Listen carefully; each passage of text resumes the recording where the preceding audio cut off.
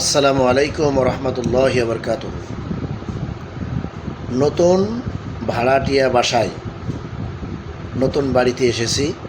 এই যে দেশি কাঁচামরিচ, এই যে দেশি কাঁচামরিচ নিয়েছি আলহামদুলিল্লাহ। আর এই যে হলো এই যে পাঙ্কাশ মাছ, লেবু, সাগরের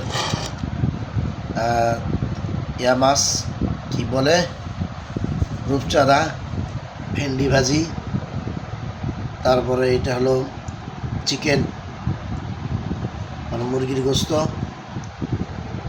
এটা হলো পুঁই শাক মসুর কালের ডাল, আর এটা পুঁই শাক ভাজি। এই হলো আজকের দিনে আমার দুপুরবেলা খাবার। আল্লাহ যদি রিজিকে রাখে খেতে হবে, আর যদি রিজিকে না রাখে খাওয়া অসম্ভব। এ দেখেন মরিচ দুটো কীভাবে তাকিয়ে আছে, দেশি মরিচ, একদম গাছের দেশি মরিচ।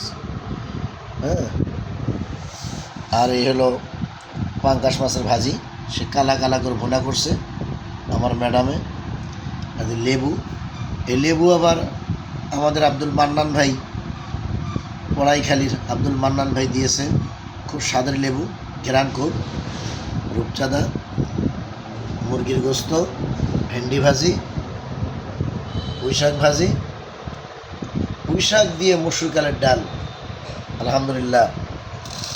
এই হলো নতুন বাড়ির খাবার ব্যবস্থা আমার ম্যাডামে রান্না করছে।